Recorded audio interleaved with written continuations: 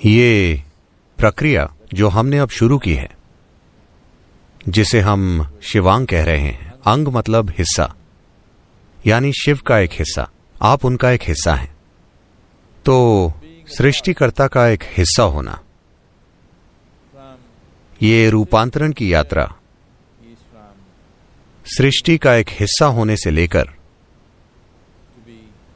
सृष्टिकर्ता का एक हिस्सा होने तक की है। ये ऐसी चीज है जो हम सभी में समाई हुई है, ना सिर्फ इंसानों का बल्कि हमारे आसपास जीवन के हर रूप का भी वही स्रोत है। लेकिन हमारे पास जो सबसे बड़ा अवसर है या जो सबसे बड़ी चुनौती है, हमारे जीवन में जो सबसे बड़ी संभावना है, वो ये है कि हमारे अंदर उसका अनुभव करने की क्षमता है। हम उसे एक चेतन प्रक्रिया में बदल सकते हैं।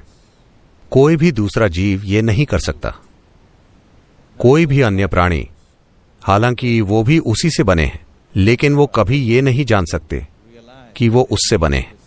लेकिन अगर आप अपने दिल में भक्ति की अग्नि प्रज्वलित कर लें तो आप यहां धरती के एक टुकड़े की तरह नहीं जिएंगे, बल्कि आप यहां शिव के एक अंग या हिस्से के रूप में जिएंगे। तो मैं चाहता हूं कि एक भक्त के रूप में आप अपने आसपास की हर चीज के प्रति एक नए स्तर की संवेदनशीलता पैदा करें। मैं चाहता हूं कि आप इस नए स्तर की संवेदनशीलता की संस्कृति लाएं, और भक्ति सबसे खूबसूरत और आकर्षक चीज बन जानी चाहिए। ये हमेशा से रही है। This is what human heart longs for, that it wants to be on fire without reason. इंसान का दिल इसी चीज की इच्छा रखता है, ये बिना किसी वजह से प्रज्वलित रहना चाहता है। अगर ये बिना किसी वजह से प्रज्वलित नहीं है तो आप इसे हार्मोन्स की मदद से प्रज्वलित करेंगे। अगर भक्ति नहीं है तो आप किसी से लगाव रखने की बुरी तरह से कोशिशें करते रहेंगे। अगर भक्ति है तो आप देखेंगे कि आप जो भी चाहते हैं वो आपके अंदर ही हो रहा है। सबसे खूबसूरत चीजें आपके अंदर ही हो रही हैं। आसपास किसी चीज को खोजने के लिए समय ही नहीं है, क्योंकि आपके अंदर ही इतना कुछ हो रहा है। यह अच्छा होगा कि आप कुछ साल साधना करें और वैसी भक्ति पैदा करें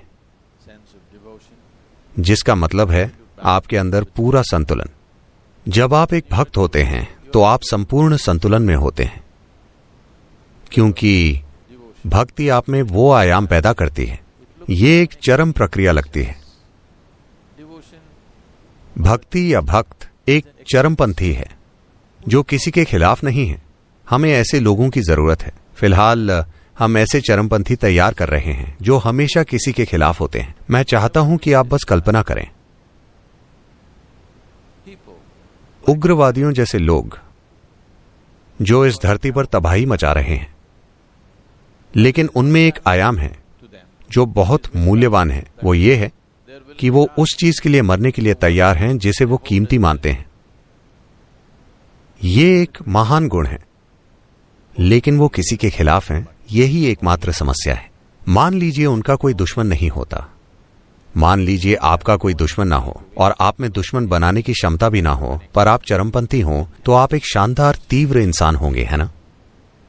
एक बहुत ही तीव्र और शानदार जीवन होंगे आप, अगर आप बस इतना करें कि अपने अंदर कोई दुश्मन ना बनाए।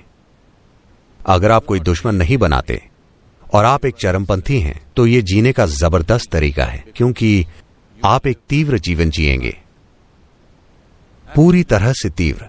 जब आप किसी चीज के खिलाफ नहीं होते और किसी चीज के साथ भी नहीं होते, बस एक चरमपंथी, तो आप जीवन के जबरदस्त अंश होंगे।